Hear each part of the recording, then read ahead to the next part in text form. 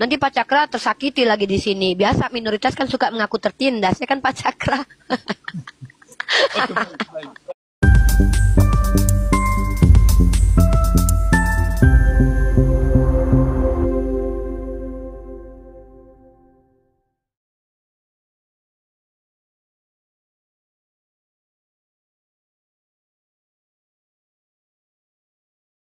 Oke, nah Pak Cakra bisa lihat ya di sini ya. Oke. Timernya kita 3 menit ya. Silakan Pak Cakra, saya mulai nih ya. Oke.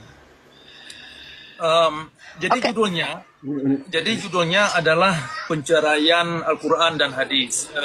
Jadi kenapa ini penting dipikirkan? Karena ini adalah persoalan yang kita hadapi dalam masyarakat Islam, di mana saya lihat Al-Quran ini tidak dimengerti secara pada kodratnya manusia. Nah, jadi kalau kita satukan Al-Quran dengan hadis, ini membuat Al-Quran tidak layak sebagai petunjuk. Nah, banyak persoalan yang terjadi terhadap Al-Quran tidak layak sebagai petunjuk karena adanya syariat Islam. Ketika syariat Islam ini bagian daripada Islam, maka Nabi yang di dalam agama Islam itu ribut sekali di belakang. Siapa ya? Bisa dimatikan mic-nya. Oke. Nah, ketika syariat Islam ini ada kaitannya dengan kitab fikih, dengan perintah-perintah Nabi Muhammad, dengan pemikiran-pemikiran asbabun nuzul, sehingga Islam ini jadi agama yang hanya agama-agama corak mafia. Jadi bukan lagi agama kepada pencerahan, bukan lagi agama kepada kesejahteraan, bukan lagi agama kepada pemberdayaan suara hati nurani manusia, kepada agar bakat dan potensi manusia kita ini berguna bagi diri kita sendiri dan bagi orang banyak. Nah, dalam kitab hadis ini atau dalam hukum Islam, di mana syariat Islam, kalau penegakan syariat Islam ini terjadi, maka yang ditegakkan itu adalah kezaliman dalam beragama.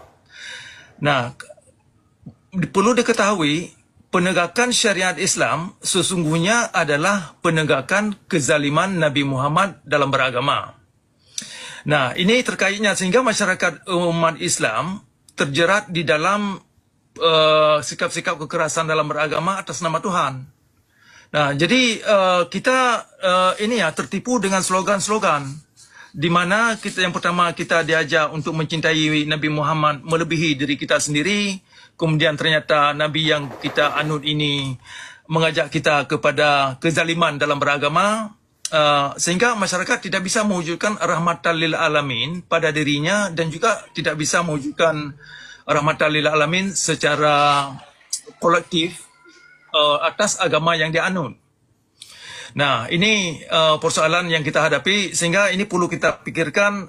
Jadi menurut saya ada masalah yang sangat bermasalah dalam agama Islam, di antaranya yang paling bermasalah adalah kitab hadis.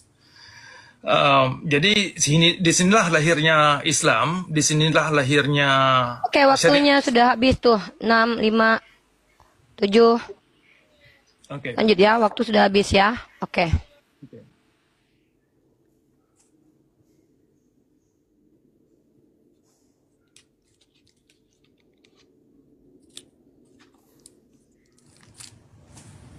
Lanjut ya. Tidak kedengaran. Oke, baik. Uni. Ya, baik. Baik, terima kasih. Saya pindah dulu mikrofon sebentar.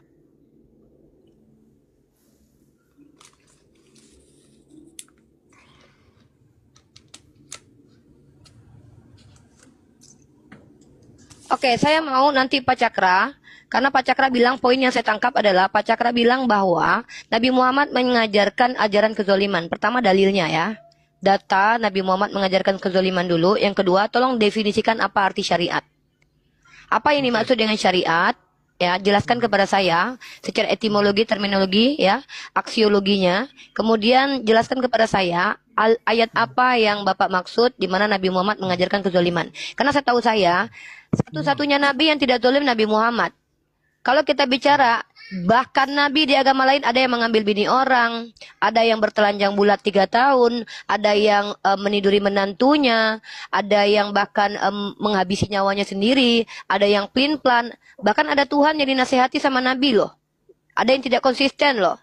Bahkan kita bisa tunjukkan bahwa ternyata di dalam dunia ini satu-satunya nabi yang bahkan bertanggung jawab berguna bagi peradaban hanya Nabi Muhammad. Bahkan asal Pak Cakra tahu, setahu saya, bahkan ada Tuhan yang tidak berguna bagi peradaban loh. Ya, kita tidak membahas agama lain ya. Kita tidak peduli bahas agama lain. Saya cuma bilang bahwa setahu saya, sepanjang saya belajar keagamaan, satu-satunya nabi yang berguna hidupnya buat peradaban dan ruang lingkup orang banyak, kampung halamannya dan juga untuk peradaban itu hanya Nabi Muhammad. Karena setahu saya, ada nabi-nabi orang lain tuh bahkan tidak berguna, bahkan Tuhan sendiri ada Tuhannya orang lain yang tidak berguna buat peradaban. Bang Al matikan waktu itu, pakai waktu saya aja. Ini udah panjang jalannya dari tadi ya. Seperti itu Pak Cakra. Maka tolong tunjukkan kepada saya ciri-ciri Nabi yang tidak mengajarkan kezaliman itu seperti apa. Ada dua nih jawab pertanyaan. Apa definisi syariat? Satu. Kemudian apa itu Al-Quran? Kedua. Yang ketiga, ciri-ciri Nabi yang bermanfaat seperti apa yang saya minta seperti itu ya. 3 itu nanti Pak Cakra jawab. Oke? Prolog saya cuma sebentar aja. Nggak nyampe 3 menit saya. Silakan Pak Cakra jawab ini. Karena Pak Cakra yang menyampaikan, saya yang mempertanyakan. Bahkan di agama lain, ada tokoh agamanya yang menikahi anak umur 3 tahun loh Pak Cakra. Disodok anak umur 3 tahun apa nggak pecah itu Pak Cakra? Mengerikan loh kalau kita bandingkan konsep kenabian agama Islam dengan nabi-nabi agama lain yang kita nggak perlu tahu lah agamanya ya, karena nggak perlu juga kita bahas ya, karena Pak Cakra kan mengakui sebagai agamanya aja Pak Cakra nggak mau. Jadi ada di dalam dunia ini orang-orang yang percaya Tuhannya minta perawan tuh ada loh Pak Cakra. Ada juga orang yang percaya Tuhannya bahkan membunuh anak kecil. Bahkan ada orang percaya bahwa Tuhannya datang ke dunia tidak berguna buat peradaban. Sementara Nabi Muhammad saya bisa buktikan eksistensinya ada. Nabi Muhammad juga berguna buat peradaban ada. Bagi kampung halamannya bermanfaat. Jadi Nabi Muhammad ini poin mananya yang salah? Saya minta itu. Ya, apa arti syariat? Mana dalil tadi Nabi Muhammad? Definisi ke Al-Quran nggak usah dijelasin. Apa arti syariat? Ya, yang pertama. Yang kedua adalah mana dalil Nabi Muhammad mengajak kezoliman. Yang ketiga ya, tunjukkan definisi Nabi yang bermanfaat buat peradaban. Contohnya seperti siapa? Udah clear ya. Waktunya masih sisa ini ini menit lagi nih ya. Oke, Pak Cakra silakan ini waktunya bersisa ini. Nah, silakan. Lanjut pakai timernya Bang Al. Bang Al, pakai timer Bang Al aja. Susah aku repot aku kayak gini. Ya.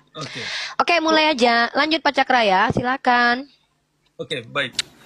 Perlu dimengerti bahwasanya syariat Islam adalah sejumlah hukum yang diwajibkan kepada umat, baik itu wajib jilbab, baik itu wajib puasa, wajib melakukan segala perintah yang dilakukan dalam agama Islam.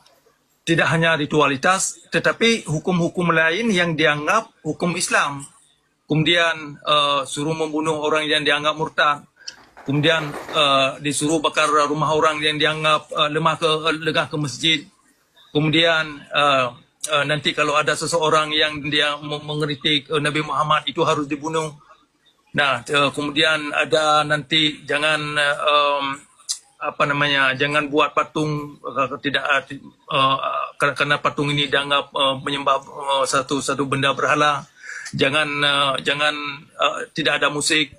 Nah, banyak sekali aturan-aturan dalam agama Islam yang di dalamnya adalah syariat Islam yang mengacu umat kepada pemudahan dan tata cara kekerasan dalam beragama yang semuanya itu adalah bagian daripada syariat Islam. Nah, jadi syariat Islam itu adalah kepada ideologi. Artinya di antara ideologi itu adalah memerangi umat lain, ya kan, memerangi umat lain dan membenci tetangga. Kemudian di dalamnya juga nanti harus membantai kaum Yahudi demi orang Islam ini masuk surga. Nah, itu adalah di antara butir-butir daripada syariat Islam.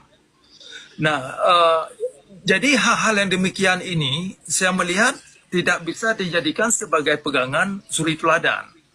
Yang demikian itu kalau kita lihat dari kitab hadis adalah memang perangai-perangai Nabi Muhammad. Makanya kalau kaum ulama ini dikatakan pewaris Nabi, ya mereka yang mereka wariskan adalah kelakuan atau sikap-sikap kekerasan dalam beragama dan narasi-narasi pembodohan dalam beragama. Nah, itu adalah sebagian kecil dulu, nanti kita bisa jabarkan apa itu syariat Islam. Oke, sudah? Ya. Sudah? Oke. Itu aja. Bang Al, reset waktu. Itu aja dulu. Reset waktunya Bang Al. Oke, baik Pak Cakra ya. Oke. Di sini kita akan melihat benar dan salah teman-teman ya. Oke, teman-teman, kita simpulkan apa yang disampaikan Pak Cakra. Mulai waktu Bang. Pertama, Pak Cakra tidak suka syariat Islam wanita wajib berjilbab karena mungkin Pak Cakra pengen perempuan telanjang bulat biar bisa dinikmati sama Pak Cakra dan kawan-kawan Kristen dan kawan-kawan yang tidak beragama Islam. Itu tidak benar. Katanya Pak Cakra bilang hukum syariat Islam memaksa menyuruh perempuan berjilbab itu tidak patut. Gimana sih? Tapi saya tidak mengatakan saya menginginkan wanita telanjang. Ini Ya berarti kan Pak Cakra kan nggak suka perempuan tutup jilbab. Pak Cakra kan pengen perempuan melihatkan rambutnya dan tubuhnya kepada Pak Cakra. Pak Cakra kan nggak suka perempuan menutup aurat toh. Gimana sih? Begini. Apa itu Gimana aurat? ini? Pak Cakra, tahu nggak? Kalau bicara tuh konsisten, laki-laki itu yang dipegang omongannya. Laki-laki itu yang dipegang omongannya. Pak Cakra sendiri yang bilang bahwa syariat Islam salah satu yang tidak sesuai dengan peradaban adalah berjilbab. Karena Pak Cakra pengen seperti zaman dahulu kala. Ya manusia itu teteknya diliatin, pakai kemben doang. Pak Cakra mungkin pengen begitu. Ya nggak apa-apa lah, nama laki-laki kayak Pak Cakra ya kan nggak ada agama ya kan. Yang kedua adalah kata Pak Cakra, Nabi Muhammad membunuh orang yang murtad. Coba tunjukkan satu nama manusia murtad yang dibunuh oleh tangan Nabi Muhammad dong. Jangan memfitnah Nabi saya lah. Kalau Tuhannya orang lain yang tidak perlu kita sebutkan agamanya, kalau nggak salah, kita nggak usah bahas Kristen ya, kita bahas Yahudi aja. Pak Cakra tahu nggak? Kalau orang Yahudi nggak apa-apa dia dibahas ya. Tuhannya orang Yahudi itu membunuh orang yang tidak percaya kepada imam loh. Tuhannya orang Yahudi itu bahkan memerintahkan membunuh orang-orang yang mengajak menyembah kepada Allah lain loh. Tuhan Yahudi itu bahkan membantai suku Amalek turun-temurun loh, gara-gara tidak menyembah dia loh. Ngeri loh Tuhan seperti ini loh. Musa disuruh menghantam loh. Kita nggak bicara Kristen ya. Kita jangan bahas-bahas Kristen. Pak Cakra kayaknya malu banget kalau diklaim sebagai orang Kristen ya. Yang ketiga, sejak kapan ada perintah membakar rumah orang yang tidak ke masjid? Mana ayatnya itu? Mana dalilnya itu? Mana di hadis itu? Mana di Al-Quran itu? Udah dua fitnah ya Pak Cakra ya. Seneng banget memfitnah Pak Cakra ini. Yang ketiga, mana dalilnya membunuh pengkritik Nabi Muhammad? Nabi Muhammad pernah dikritik kok waktu beliau mau berperang itu membuat parit tuh dikritik sama para sahabat tidak dibunuh tuh. Macam-macam nih Pak Cakra memfitnah mulu nih Pak Cakra. Yang keempat, mana ajaran bencilah tetangga? Rasulullah justru mengajarkan seperti ini. Apa kata Rasulullah sallallahu alaihi wasallam ya? Mana mukmin yang baik? Mukmin yang baik adalah yang tetangganya selamat dari kejahatan lisan dan tangannya. Wah, Pak Cakra memfitnah Nabi Muhammad nih. Kemudian, bantai Yahudi untuk masuk surga. Yang melakukan pembantaian terhadap orang Yahudi, 6 juta korban jiwanya pada Holocaust itu bukan orang Islam, namanya Hitler. Si Hitler ini agamanya Kristen. Bahkan dia dipengaruhi oleh Martin Luther, pendiri gereja reformasi Protestan yang muncul di abad ke-16. Kita sebenarnya nggak mau bahas Kristen. Tapi masalahnya kalau kita contohkan yang merusak peradaban, emang Kristen mulu sih yang ada datanya gitu ya. Jadi nggak ada Pak, Nabi Muhammad bunuh-bunuh orang Yahudi. Bahkan ketika Sayyidina Umar Ibnu Khattab ya Pak, mengambil kunci dari Sopronius, itu orang Yahudi boleh ke sinagog. Orang Kristen boleh ke gereja. 300-an tahun Pak mereka damai. Umar itu menantunya Nabi loh, ikut banget kata Nabi loh Pak. Jadi di mana Pak Nabi Muhammad ajarkan bunuh Yahudi biar masuk surga Pak? Bapak kok memfitnah banget sih? Aduh waktunya lebih nih, aduh.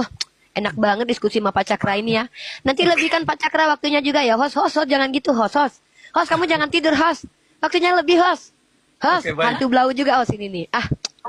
Oke, baik. Host, walaupun kita Islam, kita tidak boleh korupsi waktu. Kamu berikan waktu ke Pak Cakra 3 lebih 35 menit ya, host. Kita Islam, host. Saya terlalu menikmati diskusi sama Pak Cakra ya. Silakan Pak Cakra. Siap. Terima kasih. Siap, Bos. Pak Cakra jangan gitu. Mentang-mentang Pak Cakra, Bang Al jangan gitu. Harus dilihat timenya.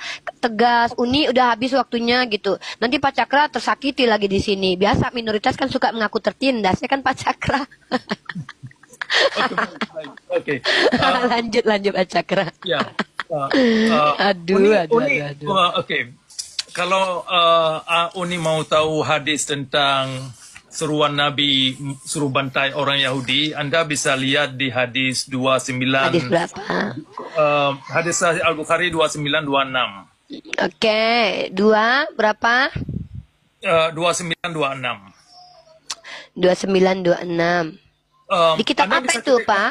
Begini, Oh, hadis saya itu punya ininya, Pak. Saya punya Kitabul Hadis 1 2 3 4 5 6 7 8 9 10 11 12 13 14 kitab hadis, Pak. Saya ada, Pak, websitenya ya, Pak.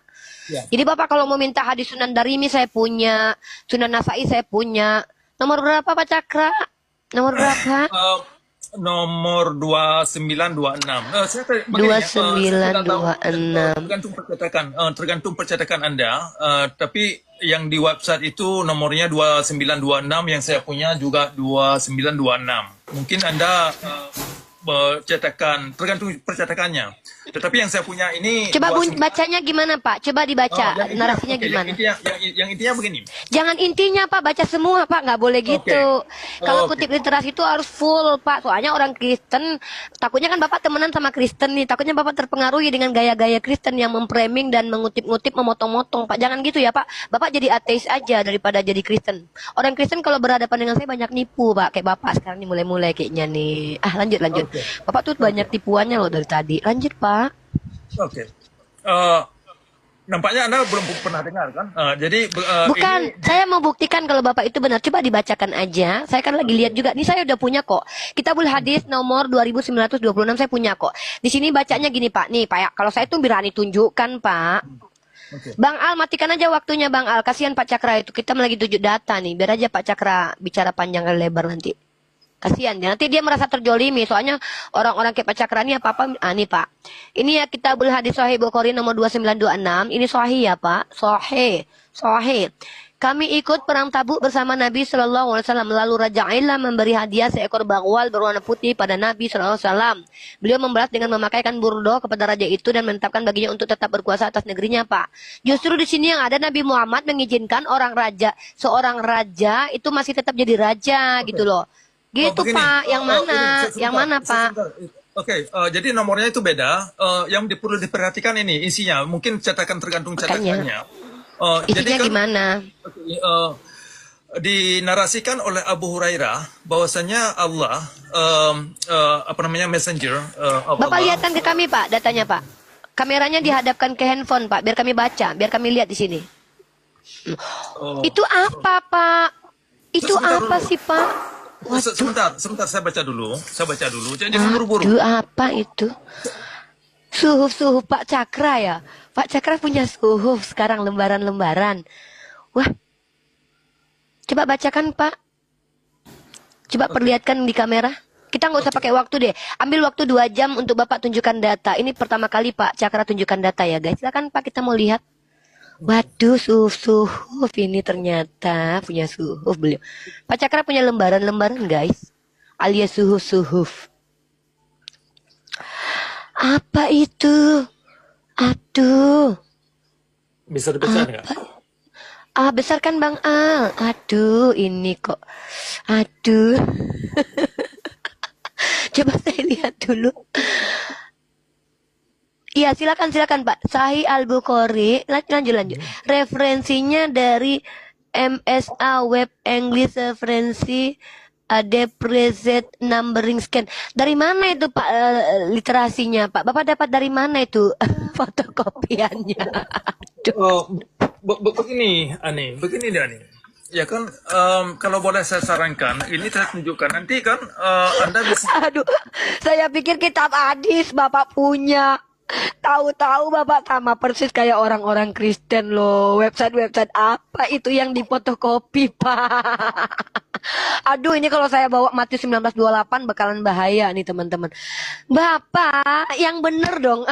Kitabul Hadis itu jelas Pak kayak gini nih ya. Bapak mau tengok PDF Kitabul Hadis sama saya punya. Nih saya contoh. Duh, Bapak Cakra ya amplop. Kalau bisa, Pantes Bapak tersesat. Nih saya kasih data nih, Pak. Cara menunjukkan sebuah hadis itu gini caranya. Nih kayak gini nih. Aduh ya amplop, pantesan di Aduh, kayak gini Pak Cakra Toto, ya plop plop plop plop nih ya. Ya ampun. Pantesan orang Kristen banyak tepuk tangan dengar Bapak. Ternyata mereka memang menyukai orang-orang yang aduh, nih kayak Paulus nih dapat surat-surat langsung diimani nih. Aduh, bahaya nih. Makanya saya bilang Bapak tuh mirip banget sama Sebentar, Uni. Paulus. Sebentar, Uni. Saya baca ini ya, hadis yang saya maksud. Aduh. Iya, tapi Bisa, itu dari mana, Pak? Itu fotokopian, Pak. Saya juga bisa bikin fotokopian Bapak. Duh.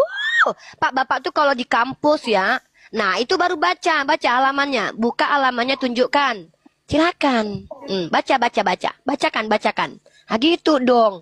Ngapain bawa suhuf-suhuf depan saya? Ya, bacakan, Pak. Bacakan. Gitu kayak dari tadi. Bacakan, Pak. Yang dimaksud ya. Nabi Muhammad perintahkan bunuh Yahudi untuk masuk surga. Bacakan hadisnya. Saya tunggu. Nah, jadi yang intinya, karena panjang, saya tidak mau... Jangan inti dulu. Bacakan ayat hadisnya, Pak. Oke. Aduh. Allah. Oke. Yang dikatakan Bapak kameranya liatin ke Pak, kameranya liatin ke ini ke buku. Soalnya saya takut ditipu kayak Pak, saya takut ditipu sama orang-orang kayak Bapak. Bapak kan ada kamera handphone tuh, lihatkan ke bukunya biar kita baca bareng-bareng. Saya walaupun goblok-goblok ini bahasa Inggris saya bisa translate loh, Pak. Oke. Bacakan, Pak. Liatin gini, Pak, gini. Wah, gini nih. Oke. Aduh. Kan bagus kayak gitu diskusi. Yang mana yang dimaksud hadisnya? Nah, ini bukan hanya hadis. Ada beberapa hadis yang Iya. Jadi, Iya, nah, bacakan Pak, jadi bacakan. dikatakan Bacakan. oleh Abu Hurairah bahwasanya Nabi mengatakan bahwasanya hari akhir tidak akan datang sebelum kamu memerangi orang Yahudi Oh hingga, Allah. hingga mereka baik yang berada di belakang kayu dan di belakang dimanapun mereka bersembunyi. Nah, hei kamu Muslim, ini ada orang Yahudi yang bersembunyi di belakang aku yang di belakang kayu. Bunuhlah dia. Aduh, Bapak berarti Bapak berbohong. Bapak bilang di situ ada perintah mengatakan bahwa bunuhlah Yahudi untuk masuk surga. Bapak Cakra, gini nih Pak, kebanggaannya orang Kristen kalau nggak nipu. Maaf ya saya bilang penipu ya, soalnya saya harus jujur Pak. Saya bukan orang yang diajarkan berdusta akan segala hal. Ya seperti ada perkataan seorang Rasul tuh Pak. Kalau karena dustaku kemuliaan Tuhan semakin melimpah Pak, bahaya Pak. Aduh, kan nggak ada Pak tertulisnya bunuhlah orang Yahudi supaya masuk surga. Di situ nanti Rasulullah itu nih saya ajarin. Bentar dulu. Oke, saya terangkan. Jangan Bapak terangin. Bapak nggak sekolah. Saya sekolah. Saya sekolah. Bapak nggak berhak menerangkan. Benar Anda sekolah. Yang ingin saya maksudkan adalah kenapa orang Islam semakin mereka tenggelam dalam syariat Islam, semakin zalim mereka jadinya dalam beragama. Jadi ada ajaran-ajaran Ya, siapa? dalam agama Islam. Siapa yang zalim orang Islam? Sebentar dulu. Di Aceh itu 98 orang Islam mereka jahat dalam beragama. Nah, ada masalah di dalam doktrin Islam yang perlu kita bersama-sama untuk jujur. Bapak jangan bawa itu. Kita kan temanya tadi udah melenceng loh. Pak Cakra katanya konsisten. Katanya kita bicara kelayakan kitab suci. Benar. Saya membawakan tuduhan Bapak. Katanya bunuhlah orang Yahudi supaya masuk surga. Bapak sudah berbohong 3 kali, 4 kali loh depan saya. Kok bawa-bawa Aceh? Bapak ini bawa-bawa Aceh mulu. Aceh nggak ada kaitannya dengan diskusi kita. Begini, Uni. Kita kalau cuman hanya berargumen, ini kan bukan diskusi, ini bukan untuk mengerti, tetapi kita ini ya nampaknya kedengarannya sejauh ini. Bapak berbohong. Bapak bilang ada hadis yang mengatakan Nabi Muhammad suruh kita bunuh orang Yahudi supaya masuk surga. Saya tahu hadis itu. Rasulullah sedang menubuatkan nanti ketika sebelum kiamat orang Islam akan berperang dengan orang Yahudi. Itu sudah terjadi sekarang. Itu Zionis lagi perang sama Hamas, itu terjadi. Apa sih Bapak nih loh? Begini, hari kiamat itu tidak boleh ditentukan oleh Nabi Muhammad, bukan urusan Nabi dia. Muhammad tidak menentukan hari kiamat. Bapak kok, Pak, silogisme Bapak kemana? Kognisinya kok rendah sekali. Nabi Muhammad tuh cuma ngasih tahu. Kata Nabi Muhammad, nanti kiamat itu tidak akan terjadi sebelum orang Islam berperang dengan orang Yahudi. Faktanya sekarang sedang terjadi. Artinya Nah. Nabi Muhammad tidak pernah berbohong. Nah, apa Masalah- kaitannya dengan Nabi Muhammad, Bapak menuduh Nabi Muhammad, Bapak memfitnah. Bapak mengatakan Nabi Muhammad perintahkan bunuhlah orang Yahudi supaya masuk surga. Setahu saya, yang memerintahkan membenci orang Yahudi itu Martin Luther. Kata Martin Begini. Luther dalam buku Yahudi dan Kebohongannya, bahwa orang Yahudi itu adalah pilihan iblis. Nih, Bapak kalau diskusi itu kayak saya nih. Maaf ya, Bapak sudahlah bawa data, salah pula lagi. Contoh nih Pak, kalau kayak saya nih. Bapak minta waktu kepada saya cuma mau